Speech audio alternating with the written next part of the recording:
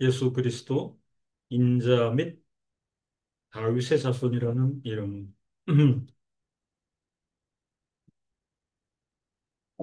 교의학 가운데 그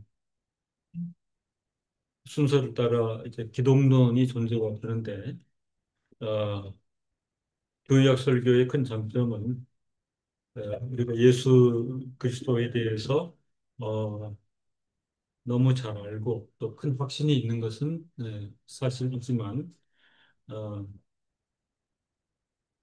기독론 설교이기 때문에 조금은 구체적으로 전개가 되어져서 우리에게는 지식과 관련해서도 큰 유익이 있으리라 그렇게 생각을 합니다. 음, 구속주 예수, 예수교, 예수교회, 구속주 예수, 자기 백성을 죄 가운데 구원하시다. 그리고 예수는 메시아이신데 기름 부음을 받으셔서 왕으로 다스리시는 그리스도. 이렇게 예수 그리스도에 대해서 짧게 우리가 규정을 해 보았습니다. 오늘 예수 그리스도의 명칭과 관련해서 우리는 인자라는 표현을 대합니다. 사람 인자, 인자죠. 인자라는 명칭은 사람을 의미하는 아람어 표현에서 유래하였습니다. 그래서 인자라고 하는 것은 보편적으로 특정한 사람을 가리킬 수 있겠습니다. 그래, 초기에 교부 시대, 초기 기독교 시대를 지나면서 논쟁적인 측면이 있었습니다. 초기 교회 시대에 인자라는 명칭은 그리스도의 인성, 휴먼 네이처, 그리스도의 인성과 연결되었다. 이런 논지가 있었죠. 왜냐하면 아람어로 인자 이렇게 표현했기 때문에 휴먼 네이처에 속한 게 아니냐. 그러나 성경 66권 전체 기초에서 판단할 때 이 해석은 지지를 받을 수가 없다. 예수 그리스도의 속성 관련해서 대단한 논쟁이 있었지요. 이제 신학적으로 혹시 들어보셨을지 모르겠는데 단성론, 양성론 그 싸움이 치열했습니다. 단성론은 뭐냐면 둘 중에 하나만 하자는 거죠. 응? 신이면 신성이요, 인이면 인성이요. 근데 이제 양성, 하나님이시면서 사람. 초기 이제 사상 세계에서는 받아들일 수 없는 모순적이잖아요. 양성론이라는 게. 그래서 사실은 아리우스 진영을 통과하면서 단성론이 다수가 따라왔던 입장이에요. 왜냐하면 논리적이잖아요. 어, 신이면 신이고 사람이면 사람이고, 그리고 사람이면 사람이라고 할 때 인자라는 표현이 맞다. 그래서 초기에 그리스도의 인성과 연결되었지만 성경 전체의 기초에서 판단할 때 이 해석은 지지받을 수가 없습니다. 왜냐하면 인자라고 표현하지만 이 명칭은 왕적인 지위에 있는 인물을 가리키기 때문이다. 그냥 인자가 아니고, 그죠? 권세와 권능전쟁의 왕이시다. 이런 이제 표현이죠. 특별히 이제 오늘 읽은 다니엘서 7장 14절에서 이 입장이 전개가 됩니다. 내가 또 밤 이상 중에 보았는데 인자 같은 이가 하늘 구름을 타고 와서 옛적부터 항상 계신 자에게 나와 그 앞에 인도되네. 그래서 이제 구약에서 주요한 소스는 다니엘서 7장인데 인자 같은 이가 이런 표현을 주로 하고 있습니다. 인자 같은 이가 하늘 구름을 타고 와서 옛적부터 항상 계신 자에게 나와 그 앞에 인도됨에 이렇게 표명해 주고 있으므로 단지, 단지 사람인 예수 그리스도 인성만을 지닌 그런 속성을 말하는 것은 아니다. 예수께서 우리가 알고 있는 산해드린 공회, 그죠? 산헤드린 공회 앞에서 심판을 받았습니다. 이 산헤드린은 헬라어 쉬네드리온, 쉰이 전치사 with 함께가 그죠? 그래서 함께 앉아 의논한 회의체. 이 쉰의 드리온에서 유리한 사내들인 공회에서 히브리어 아람어로는 공회로 번역이 되었죠. 그래서 산해드린 공회 이런 표현이 성립이 되었고 예수님 그 당시 사도행전 시대 유대교 최고 의결 사법교구가 이 산해드린 공회입니다. 예수께서 그의 신분과 관련하여 산해드린 공회 앞에 불려가 신문을 받았을 때 자신을 인자라고 선언하셨습니다. 그 선언은 다니엘서 7장 13절에 기초합니다. 그때 공회 회원들은 틀림없이 그 용어가 메시아적인 특성을 지닌 것으로 이해했을 것입니다. 그가 어떤 존재인가, 어떤 신분인가, 확인하고 판단하기 위해서 예수 그리스도를 산해드린 공회 앞에 세웠을 때에 당시의 여러 정황을 종합하여 회원들은 그냥 인자가 아니요 메시아적인 특성을 지닌 존재로 이해했을 것이라 그것을 확인하고 싶었던 것이죠. 그렇기 때문에 예수께서는 하나님의 이름을 모독했다고 고소당하셨고 단지 사람이 아닌 적어도 답리에서 7장 13절에 근거한 인자 같은 이가 하늘 구름을 타고 와서 그 권능과 그 초월성, 옛부터 항상 계신 여호와 하나님 앞에 인도됨에 이런 속성에 대하여 이해하고 있는 사내들인 공회 회원들로서는 예수 그리스도가 이런 의미에서 나는 메시아라, 나는 인자라 이렇게 표명하는 것을 보고 하나님의 이름을 네가 모독하였다 이렇게 고소했고 이것이야말로 사형에 해당하다고 정죄를 받으셨습니다. 마가복음 14장 62절에 예수께서 이르시되 내가 그니라. 인자가 권능자의 우편에 앉은 것, 하늘 구름을 타고 오는 것을 너희가 보리라 하시니 예수의 메시아 되심, 구원주 되심을 예수께서 표명하고 사내들인 회원들로서는 확인하고 그들은 진노하고 사형에 해당하다고 판단하게 되었습니다. 그래서 그들은 14점 64절에 그 참남한 말을 너희가 들었도다. 너희는 어떻게 생각하느냐? 아니 저희가 다 예수를 사형에 해당한 자로 정죄하고 사실 유대인들은 공회원들을 포함한 유대인들은 메시아에 대한 다른 기대가 있었던 것도 역사적으로 사실이죠. 그죠? 정치적인 메시아가 와서 이스라엘의 지상적 회복, 땅의 권세를 회복하는 그런 메시아를 기대했던 것과 커다란 차이점을 보이는 것으로서 신약 성경에 의하면 인자는 자기 목숨을 대속물로 내어 주셔서 그의 백성을 구속하려고 이 땅에 왔다. 자기 백성의 구원을 위하여 이 땅에 오신 메시아, 예수 그리스도, 인자 이런 개념하고 전통 유대인들이 전통적으로 누리고 있었던 메시아에 대한 입장은 커다란 차이가 있었다. 이렇게 생각이 되는데요. 이 차이는 오늘까지도 계속 유지된다고 볼 수가 있습니다.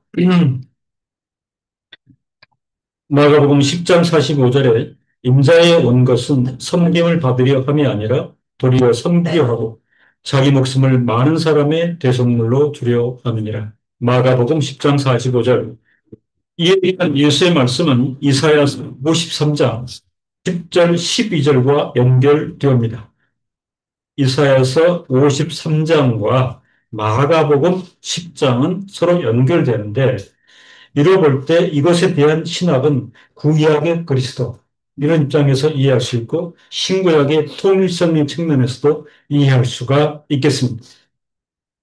이사야서 53장 10절로 12절은 여호와께서 그로 상함을 받게 하시기를 원하사 질고를 담게 하셨은즉 그 영혼을 속건제물, 율법 시대에 주의 썸을 위하여 하나님께 드리는 제사고 이 제사를 드리고 그 다음에 제사장 자신의 속죄를 위한 중보 기도가 필요했던 속건 제물로 드리기에 이르면 그가 그 씨를 보게 되며 그 날은 길 것이요 또 그의 손으로 여호와의 뜻을 성취하리로다. 가라사대 그가 자기 영혼에 수고한 것을 보고 만족히 여길 것이라. 나의 의로운 종이 자기 지식으로 많은 사람을 의롭게 하며 또 그들의 죄악을 친히 담당하리라. 이러므로 내가 그로 존귀한 자와 함께 분깃을 얻게 하며 강한 자와 함께 탈취한 것을 나누게 하리니 이는 그가 자기 영혼을 버려 사망에 이르게 하며 범죄자 중 하나로 헤아림을 입었습니다. 그러나 실상은 그가 많은 사람의 죄를 지며 범죄자를 위하여 기도하였느니라 하시니라. 이게 여호와 하나님께서 경륜 가운데 예비하신 인자 메시아에 대한 내용인 것입니다. 이사야 선지자를 통하여 예고하였고 그 말씀은 신약 시대에 여지없이 성취되었습니다. 그럼에도 정통 유대인들은 이사야서 말씀에는 정통하면서도 그 말씀에 약한 내용의 성취에 대해서는 일부러 거절하고 거부하고 그 당사자이신 예수 그리스도의 면전에서 그를 평론하고 그리고 그를 반대하는 그런 입장. 그래서 사실은 이 유대교를 우리가 생각할 때 이 세상 사람의 모습인 거죠. 그죠? 그러니까 종교적인 그 어떤 전통을 가지고 있지만 세상 사람의 보편적인 모습이 아니겠습니까? 인자는 여호와의 고난받는 종입니다. 예고한 대로. 예수가 걸어가는 길은 고난을 통해서 온갖 핍박과 결핍, 되게 이렇게 표명을 합니다. 온갖 핍박과 결핍을 통해서 영광으로 나아가는 길입니다. 많은 사람의 죄를 지며 범죄자를 위하여 기도하여 자기 백성의 죄를 담당하기 위하여 온갖 핍박과 결핍을 통과하여 영광으로 나아가신 인자 예수 그리스도. 우리는 이렇게 정리해 볼 수 있겠습니다. 누가복음 24장 26절에 그리스도가 이런 고난을 받고 자기의 영광에 들어가야 할 것이 아니냐 하시고 부활하여 승천한 예수 그리스도는 우리가 말씀에서 확인한 대로 하나님의 오른편에 앉아 계십니다. 사도행전 7장 56절에 말하되 보라 하늘이 열리고 인자가 하나님 우편에 서신 것을 보노라 한데 통상 33년 공생애를 그리스도의 지상사역이라 그래서 이제 가시적 사역의 관점에서 그렇게 보죠. 부활 승천하신 이유는 그리스도의 천상사역, 그리스도의 천상사역을 통해서 그리스도께서는 자기 백성, 즉 우리와 함께 하고 계십니다. 우리가 오늘 다니엘서를 보았고 이사야서를 보았고 그 다음에 신약의 복음서를 보았죠. 하나님께서 예수께 다니엘서에서 언급한 통치권, 이사야서를 통한 메시아 오심에 대한 예언, 이걸 우리가 언약으로 본다면 사도행전은 그것의 성취를 언급함에 대해 언급하는 것입니다. 통상 우리가 예수 그리스도의 사역과 관련해서는 언약과 성취라는 그 구조, 그 구조 안에서 이해를 하게 됩니다. 특별히 예수 그리스도에 대해서 다윗의 자손이라는 명칭이 있습니다. 약속된 메시아로서 예수는 다윗의 자손입니다. 이 명칭은 특별히 그가 왕의 신분, 그죠? 왕의 신분, sovereignty of king, 왕의 신분을 지니고 있다는 것을 가리킵니다. 그는 왕이십니다. 예수가 태어날 때 주 하나님은 가브리엘 천사를 통해서 그에게 그의 조상 다윗의 왕위를 줄 것이라 선언하셨습니다. 누가복음 1장 32절에 저가 큰 자가 되고 지극히 높으신 이의 아들이라 일컬을 것이요 주 하나님께서 그 조상 다윗의 왕위를 저에게 주시리니 예수 그리스도는 혈통적으로 정통 이스라엘 가계 다윗의 후손이십니다. 다윗의 위대한 후손으로서 예수는 동시에 다윗의 주님이십니다. 이 이해를 우리가 해야 됩니다. 그죠? 단지 인자 그러면 육적이기 때문에 혈통적 계승 그렇게 끝나는 건 아닙니다. 분명 예수는 다윗의 후손이지요. 다윗의 위대한 후손이지만 예수는 동시에 다윗의 주님이십니다. 왜요? 그는 메시아시오 하나님이시기 때문에 다윗의 주님이신 것입니다. 마가복음 12장 36절에 증거하기를 다윗이 성령에 감동하여 친히 말하되 주께서 내 주께 이르시되 내가 내 원수를 내 발 아래 굴비까지 내 우편에 앉았으라 하셨도다. 다윗의 주님이십니다.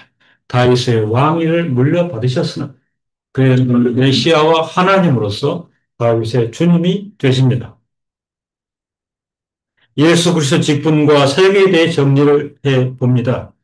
예수가 그리스도십니다. 그래서 우리가 예수 그리스도 이렇게 표명합니다.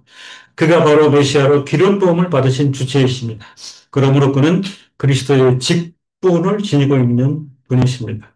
그리스도의 직분이라고 표명하죠. 세상에 오셔서 하나님의 위대한 궁극적인 구원 사역을 성취하신다. 이것이 그리스도의 직분인 것입니다. 메시아로 기름 부음을 받으셨고 그리스도의 직분으로 구원 사역을 행하신 예수 그리스도십니다. 그의 직분과 사역을 위하여 하나님께서는 그에게 성령으로 기름을 부으셨습니다. 누가복음 4장 18절로 19절에 주의 성령이 내게 임하셨으니 이는 가난한 자에게 복음을 전하게 하시려고 내게 기름을 부으시고 나를 보내사 포로된 자에게 자유를 눈먼 자에게 다시 보게 함을 전파하며 눌린 자를 자유케 하고 주의 은혜의 해를 전파하게 하려 하십니다. 이것이 핵심적인 그리스도의 직분, 하나님의 위대한 일로서 궁극적인 구원 사역을 성취하는 내용인 것입니다. 가난한 자에게 복음을 전하, 내게 기름을 부으시사, 그리고 나를 보내사 포로된 자에게 자유를, 눈먼 자에게 다시 보게 함을 전하며 눌린 자를 자유케 하고 주의 은혜의 해를 전파하게 하려 하심이라.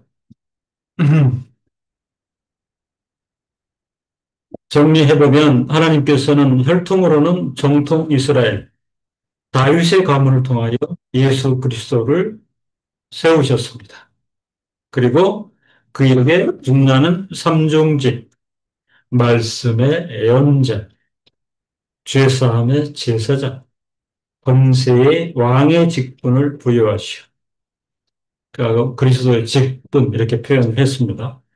택한 자의 구원과 세상에 대해서는 일반 은총의 빛으로 밝히시기 위하여 그로 사역하게 하셨습니다. 택한 자에게는 구원으로 세상에 대해서는 일반 은총의 빛으로 밝히시기 위하여 그로 사역하게 하신 것입니다. 이를 위하여 예수 그리스도는 인자의 신분으로 그렇죠. 양성론이죠. 인자요 하나님이신데 특별히 인자의 신분으로 그래서 헤르만 바vin크는 이걸 가리켜서 in the generation as human nature 이렇게 표현을 합니다. in the generation as human nature. 여기서 generation은 통상 우리가 발생이라고 그러죠. 그러니까 생물학적 탄생을 통하여 예. and the generation as human nature. 인자의 신분으로 자신의 몸을 섬김을 받으시는 대신 대성물로 내어주셨다. 이렇게 우리가 정리해 볼 수 있겠습니다. 인자요 다윗의 자손으로 참으로 하나님의 경륜 안에서 그죠? 이건 참으로 그 치밀하고 놀랍고 정밀한 거잖아요. 사람으로 어떻게 하나님이 오실 수 있었나, 그죠? 그리고 다윗의 또 혈통 가계를 통해서 올 수 있었나. 여기에 우리의 놀라움이 있는 거죠. 네. 그 세상을 그 창조하시고 또 인생을 내쉬되 인생의 범죄를 인하여 죽을 수밖에 없는 그 존재에 위해 택하신 자기 백성을 위하여 여호와 하나님께서는 이토록 놀랍고 상상할 수 없는 정밀한 경륜을 펼치셨다. 그렇게 말씀을 드리고 싶습니다. 하나님의 큰 사랑의 본질이 여기에 있습니다. 그래서 인자 및 다윗의 자손이라는 이름, 이런 경륜을 두고 우리는 신학자들은 큰 사랑의 본질에 대해서 조금 더 부연했습니다. 세 가지를 말하고 있습니다. 이렇듯 하나님께서는 택하신 자기 백성, 그리고 세상에 통해서도 큰 사랑을 드러내셨는데, 첫 번째가 그레이스, 은혜죠, 그레이스. 두 번째가 멀시, 멀시가 뭐예요? 자비. 자비. 예, 큰 사랑 안에 이렇게 이제 이게 그 들어있는 부분이요. 세 번째가 그 요즘 잘 안 쓰는 용어인데, 베니그니티. 이 베니그니티는 인자, 되게 인자, 베니그니티. 예, 인자하심. 그러니까 은혜요, 자비요, 큰 인자하심으로 하나님께서는 자기 백성에 대해서 그리고 세상에 대해서도 긍휼하심을 드러내셨다는 것입니다. 기도하겠습니다.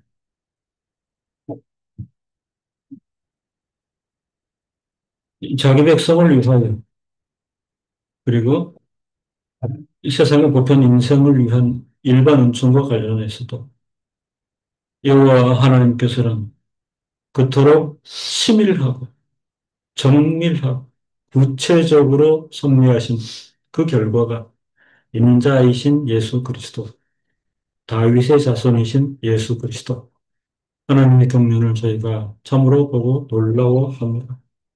하나님 아버지 감사합니다. 참으로 혼돈의 시대에도 자기 백성을 위한 이런 은혜와 자비, 인자하심의 총체성을 드러내심으로 험한 시대를 지나고 있으나 큰 확신과 큰 안위함으로 하나님과 동행할 수 있게 하심을 감사합니다. 남은 세월도 흔들림이 없이 진리에 준하여 진리로 충만되어지고 하나님의 사랑으로 참으로 가득 찬 우리의 신앙 역정이 되어지도록 인도하여 주시옵소서. 예수님의 이름으로 기도드립니다. 아멘.